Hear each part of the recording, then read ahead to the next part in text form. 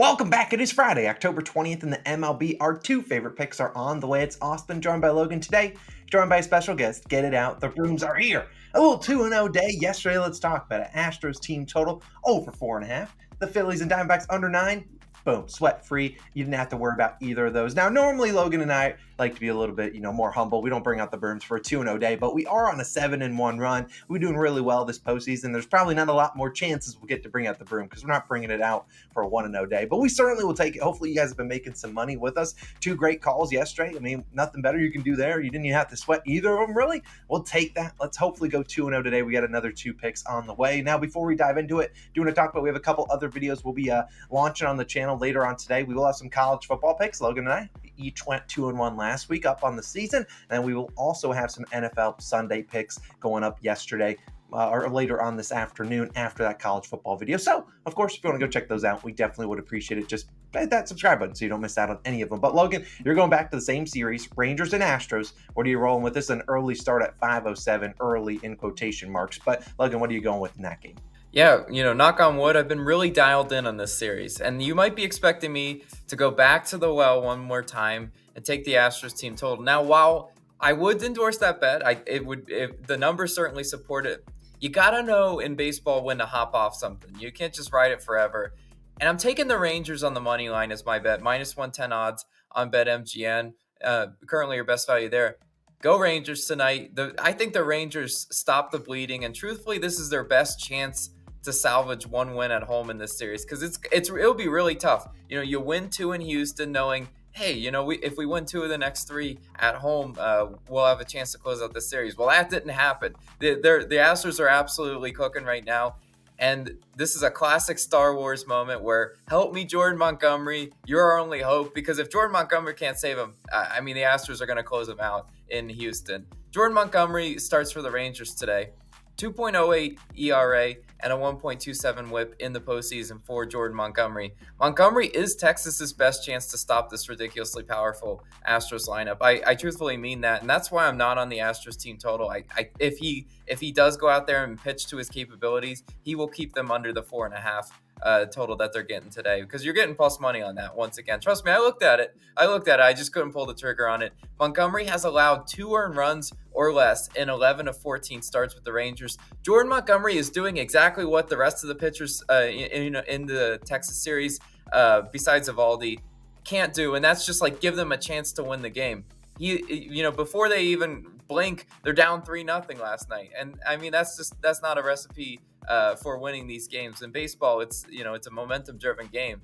You look up and you're down all of a sudden, 3, and then you're down 7-3, and you're just like, what are we supposed to do here? The pitching has not been good outside of Montgomery and Eovaldi, and I think Montgomery's in line for a good start today because he just went 6 1/3 innings pitched, 0 earned runs versus Houston in Game 1 of this series. He already saw them before. He understood what worked. Now, is Houston going to make adjustments? Absolutely. But being a pitcher that relies on the sinker and the off speed, Montgomery is able to get a large number of soft contact ground outs. We know what kind of pitcher he is. He doesn't fall behind in counts, and he knows how to stop an Astros team that is absolutely slugging right now. And if you look at the Astros lineup, the only Astros hitter to actually get an extra base hit versus Montgomery is Martin Maldonado, and I'll take my chances with that guy. So it's one of those things where if he is getting hit, it's usually just for a single, and that's what we have to avoid today. We cannot have the Abreu home run, the Altuve home run, the Yordan Alvarez home run. We cannot have that today.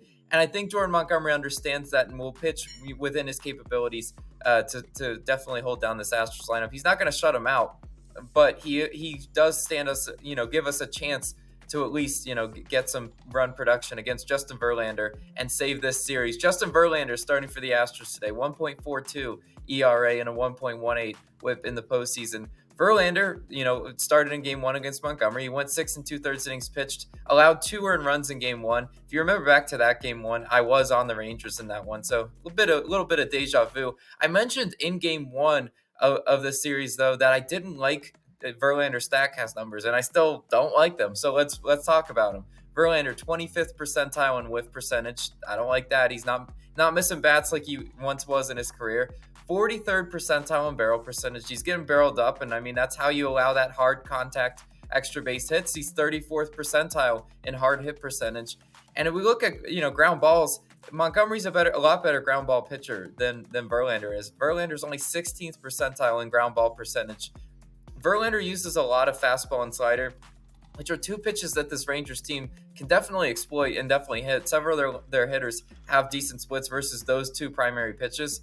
And I think that they're going to be sitting waiting for him to make a mistake with a slider, across the middle of the plate, because hanging slider, boom, you put it right in the stands. Adolis Garcia, Seager, any of them should know what to do with that. Texas is hitting 256 in the playoffs. And yesterday there were several hard hit balls with great expected batting averages that were just unlucky outs. I mean, I look back to the play where Semien got doubled up on first base. That was a Seager just absolute blast down the line, probably a crazy expected batting average. And no, it was caught on a line drive, and he was doubled up on first base. So it's really like you have to look at that too. Baseball is sometimes a game of luck.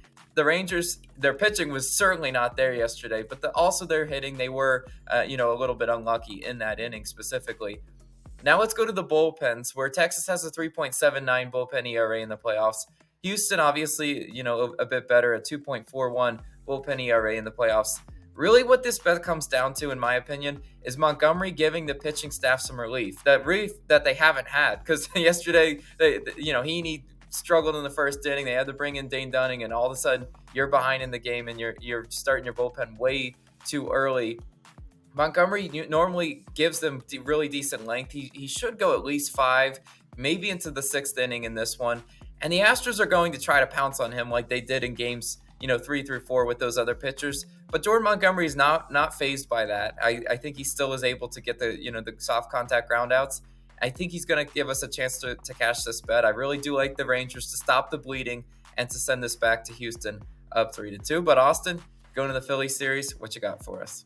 Yeah, before I dive into that, I do want to touch on something you said. Seager, expected batting average 720 on that double play ball. So it is a game of luck. Sometimes it just doesn't go your way. I really do like the Rangers pick. Now for me, I'm going back to a pick that's probably going to be a little square, but I don't really care. I think it wins. I'm taking the Phillies on the money line, minus 130 on PointsBet. Personally, I played up to minus 140. Anything higher than that, you probably have not seen Logan and I give out more than one minus 140 or worse pick on the channel. We just don't like laying that amount of juice. But I think minus 130 is a fair price, and I do think the Phillies win this game and push the Diamondbacks to the brink of elimination. And if you talk about Game 3, the Diamondbacks were basically handed the game. They were like, on a silver platter, here you go, please take it. They said no a couple times. They're like, nah, we're good. But they finally came through. I mean, the umpire was missing some called strikes that would have struck out some guys. And he was missing a lot of calls. And the Diamondbacks won that game. Props to them. They won it 2-1. They out-hit the Phillies 9-3. Should have won by more than that. And the Phillies went 3 for 28, hit 107 yesterday,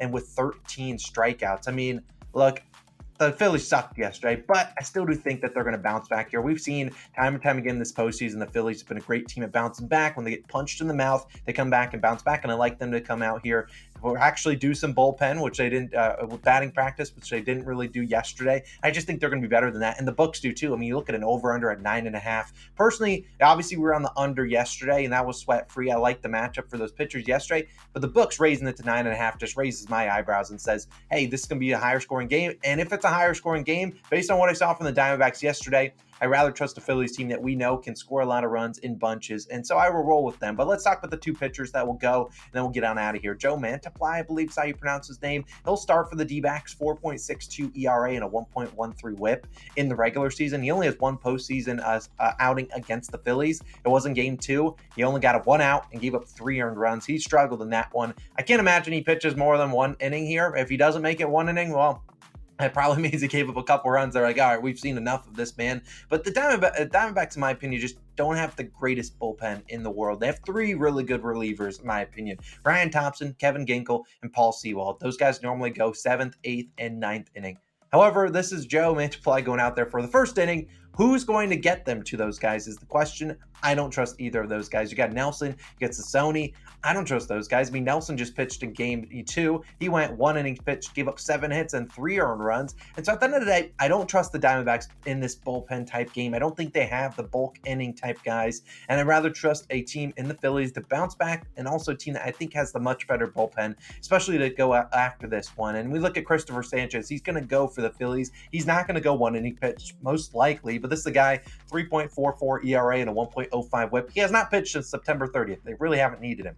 Well, that tells me as well, this guy's going to be well rested. Obviously, you don't love when guys haven't pitched, for 3 weeks. But if he struggles, the Phillies are going to take him out early. They got other guys in that bullpen to go out there and have those bulk innings. We've seen Taijuan Walker. He could be out there after Sanchez comes out. Even Michael Lorenzen, we've seen him, even throw a no-hitter with the Phillies. Both those guys, even Matt Strahm could come out there and pitch a couple innings and give them those bulk innings until they get to the relievers. So, like the Alvarados and Sir Anthony Dominguez and those guys, and Kimbrel, who sold yesterday. I mean, normally he bounces back after a bad outing. So, at the end of the day, in a game with an over-under at 9.5, they're expecting some runs. While I don't necessarily think Christopher Sanchez is the best guy in the world, I liked Ranger Suarez a lot more than him, and he'll probably give up some runs. I just don't trust the Diamondbacks bullpen to be able to hold down this Phillies lineup a second time in a row. A lot of those guys will be pitching once again for the second day in a row. I just think the Phillies offense will show up on the road in this one and win this game. So I know it's a little juicy, but minus 130. Look, I'll take my chances there. I really like them on the money line today. I'm willing to lay a little bit of juice because I think they're the better team. I think they bounce back after just an absolutely terrible offensive showing yesterday. But Logan, as our resident Phillies expert and a homer, how do you feel about that one? Yeah, there's a reason why you're making the game picks in the Phillies series and I'm in the Astros series, because I'm pretty biased when it comes to the Phillies and my team, but I do really think that this is a game the Phillies win. I don't know how you watch yesterday and you don't say, that was a bit fluky. That was baseball. That was the 162 game season where you just get those random games every now and then when an offense that has been, scorching hot just cools down a little bit with a change of scenery. And I mean, I think the Phillies hitters were probably a little bit shocked that their home run swings were just deep line drive outs at that ballpark, because the Diamondbacks ballpark is very pitcher friendly. And I think they were realizing that yesterday. Obviously, the Phillies, what they were doing yesterday did not work. They have to go back to, just putting the ball in play, just getting those timely base hits. And I think they do that against the Diamondbacks bullpen today. Yep. So those are our two favorite picks of the day, Rangers and Phillies money line. Hopefully we go 2-0 once again, move it to a 9-1 run. Hopefully you guys have been enjoying the postseason content. We only have, an X amount of videos left, so hopefully you're still enjoying them. But obviously we'll have some other videos when they are live. Our college football picks video, I'll link it on the screen. Our NFL video will be live late afternoon, probably, a little bit before that Rangers game goes off. So you definitely check those out. But Austin Logan signing out. Let's bring out the brooms once again tomorrow, and we'll see you then. Peace.